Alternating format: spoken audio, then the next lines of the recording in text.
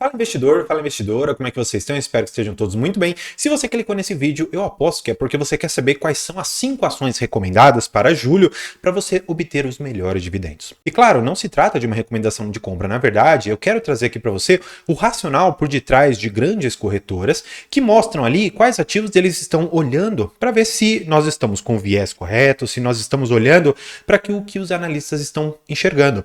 Talvez pensando ali em perspectivas de médio e longo prazo, alguns desses ativos realmente caibam bem na carteira. Bem, se você está curioso, vou trazer você aqui para a tela para a gente dar uma olhada antes em outra coisa. Eu fiz um vídeo há um mês atrás mostrando aqui as melhores ações recomendadas para junho de 2024. E olha só quais eram essas ações. Estávamos então falando de Copel, Itaú, JBS, agora Petrobras, Sabesp, Suzano, que é de celulose, Vivo, Usiminas, Vale e WEG. Olha, curiosamente, de um mês para cá, de todas essas ações, mantivemos apenas uma ação. Olha que curioso, né? Como será que essas corretoras, elas olham para um determinado ativo e falam, poxa, realmente eu acho que é hora de pegar essas 10 ações aqui e simplesmente jogar fora e ficar apenas com uma e mudar todas as outras. Sim, realmente é difícil você imaginar que essas movimentações sejam fáceis de você fazer na sua carteira. Exatamente para que você não fique fazendo essas movimentações loucas, eu te recomendo aqui inscrever no canal, porque aqui você vai aprender a investir com qualidade, aprendendo a fazer análises fundamentalistas, valuation e outras tantas coisas. E claro, se você quiser ter um conhecimento mais aprofundado de análise de balanços, de demonstrativos, tem um livro que é o primeiro link aqui na descrição, tá com 20% de desconto, é um livro que eu fiz para vocês e está imperdível. Então, se você está curioso para saber quais ações, vamos lá, eu aposto que a última você não vai adivinhar e depois eu quero que você me deixe aqui embaixo se você tem essa ação ou não. Vamos lá, a primeira e quase que imperdível ação, eu diria, seria o Banco do Brasil. Gente, é um banco que, querendo ou não, pagando 9% de yield com uma valorização nos últimos 12 meses de 13%, realmente é um excelente ativo, né? Se você for imaginar a remuneração composta aqui que você tem, estamos falando de praticamente aqui 24% de remuneração em apenas 12 meses. Sim, ganhou de Selic, ganhou de IMAB, ganhou de muita coisa. Então, todo mundo que me diz, olha, ativos de renda variável não batem o IMAB, não batem a renda fixa, não batem a Selic. É difícil você querer argumentar com uma pessoa dessa quando você tem dados para você mostrar. E aqui o Banco do Brasil é um dado que me diz com suficiente clareza que investindo em boas empresas geradoras de caixa, pagadoras de dividendos, por mais que haja oscilações normais e naturais da renda variável, ainda assim você consegue bons retornos se você investir com qualidade, como eu sempre falo aqui, tá bom? Para que a gente dê uma olhada, né? Você vê que a negociação é extremamente grande, então aqui você não precisa se preocupar. E o pessoal bate muito em alguma coisa que é fundamental na hora de você analisar, que é o preço sobre valor patrimonial. Ou seja, hoje nós estamos pagando aproximadamente aqui 13% de desconto em relação a tudo que o banco tem lá dentro, que é um desconto razoável, mas é importante você saber o seguinte, é importante você saber que esse desconto ele não é novo. Esse desconto ele acompanha o Banco do Brasil há muito tempo, porque existe dentro dos investidores e do mercado em geral a percepção de que a qualquer momento, seja o governo posto ou qualquer outro, pode querer interferir de forma máxima ou mínima aqui dentro do Banco do Brasil e isso pode prejudicar ou não os seus resultados, claro, dependendo do que a política tomar aqui a sua direção, tá? Agora, eu quero que você olhe para outras questões que são importantes, como, por exemplo, o ROI. O ROI, na verdade, aqui do Banco do Brasil, que está em 19%, na verdade, nesses últimos trimestres, tem se mostrado muito maior.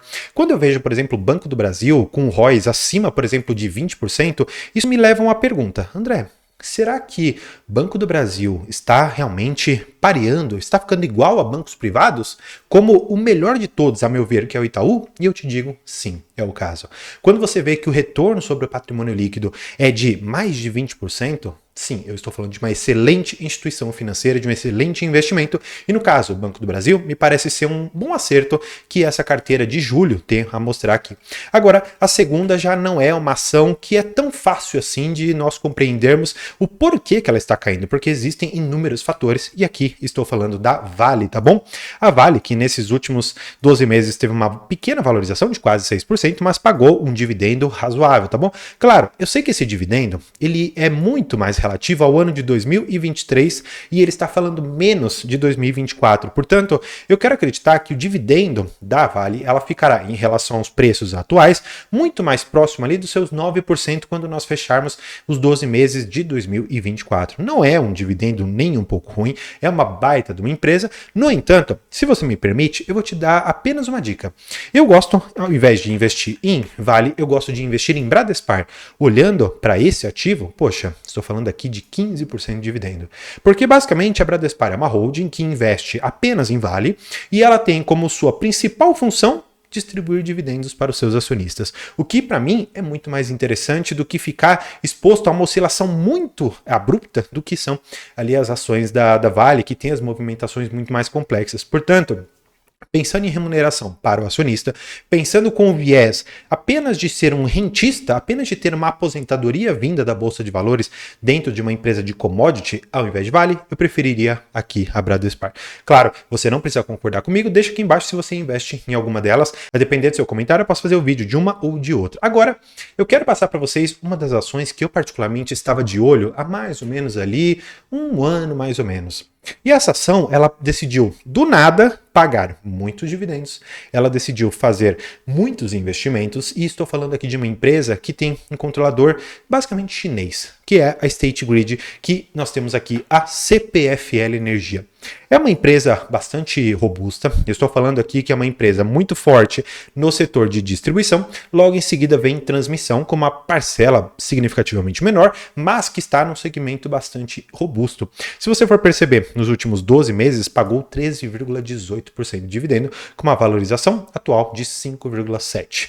É uma empresa que você pode ver que tem um PVP razoavelmente ok, você vê que está sendo negociado aqui a 1,84 e tem um PL de 6 vezes. Até é interessante nós darmos uma olhada se o PL histórico, olha só, a média do PL, né, ficou aqui em 13,15. Portanto, hoje nós estamos pagando praticamente metade, tá bom? O valor aqui de 48,81% abaixo do que a média. Eu estou querendo dizer que essa média vai ser replicada? Olha, sinceramente, eu acredito que você deve pegar muito mais esse período de 2021 para frente para você fazer uma análise se o PL histórico deste ativo está sendo negociado com ágio ou não. Me parece, no atual momento, que a 6,73, em relação aos 8, a 7,5 que chegou, estamos negociando com um prêmio menor. Ou seja, estamos negociando aqui a um PL mais baixo, o que para o acionista pode ser muito bom. Então, é importante você pensar nesse tipo de empresa para compor o seu portfólio de diferentes riscos. Então, olha só, até agora nós falamos de uma empresa bancária, que é o Banco do Brasil, depois falamos de commodities, minério de ferro, que é a Bradespar, ou ali, através da Vale, que também seria uma excelente opção. Falamos aqui de transmissão e distribuição de energia, através da CPFL, que tem uma política de distribuição de dividendos na ordem de 50%. Em função dos investimentos que vão fazer agora em algumas linhas de transmissão, ainda que se mantenha o payout de 50%, o lucro é muito provável que ele caia na medida que você tem investimentos para serem feitos, tá bom?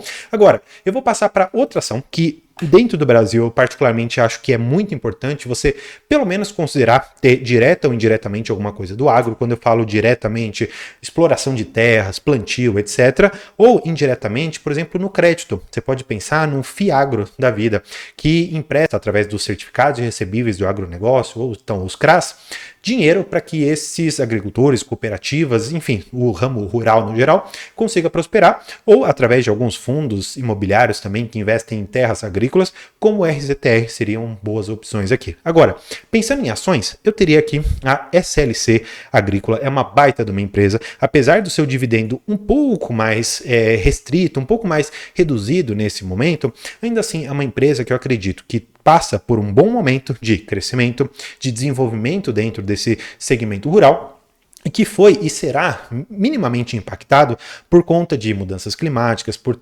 conta de algumas questões que aconteceram no Rio Grande do Sul, por conta de questões macroeconômicas que impactam no investimento e na produção e escoação de produtos para fora aqui do Brasil, tá? Isso é importante você compreender, porque na medida que você está querendo montar uma carteira, você tem que pensar, poxa, Banco do Brasil, onde que estão as receitas? Majoritariamente Brasil.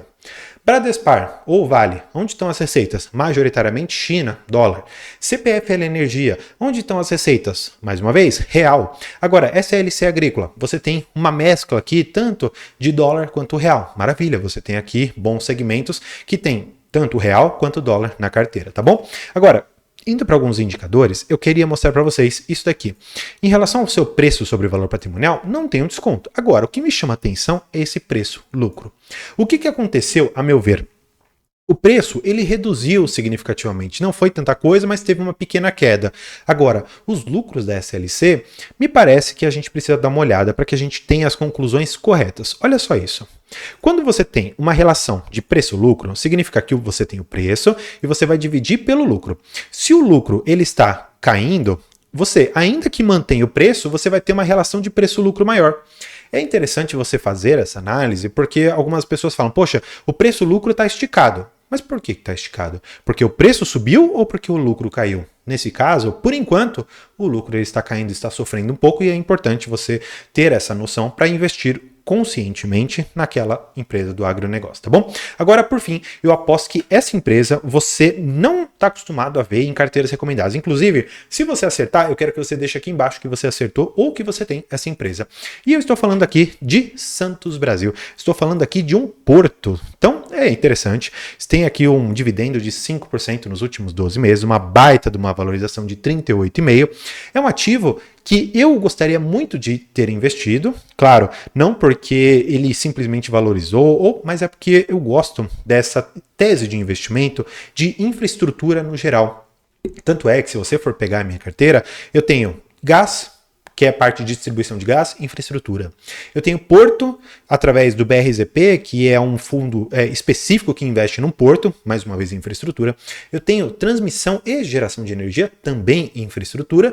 E se você quiser puxar um pouquinho mais, forçar um pouco mais a barra, eu tenho a 3R para extração de petróleo, que de forma macro, ainda assim é infraestrutura, ainda mais que tem o refino ali dentro e o transporte de petróleo e gás, tá bom? Então, no geral, minha carteira está muito voltada à infraestrutura. Mas Santos Brasil até então não era uma grande pagadora de dividendos. Me parece que essa situação vai mudar muito. E eu quero te mostrar o porquê disso. Se você for descendo aqui, você vai perceber um cenário bastante interessante. Por mais que os lucros de 2020 para trás estivessem extremamente ruins, na verdade, dando prejuízo, de 2021 para frente você percebe esse crescimento. E olha só, 2024 acabou de começar com um trimestre e me parece que já chegamos aqui a um terço. Então é muito provável que nós tenhamos um lucro aqui, ó.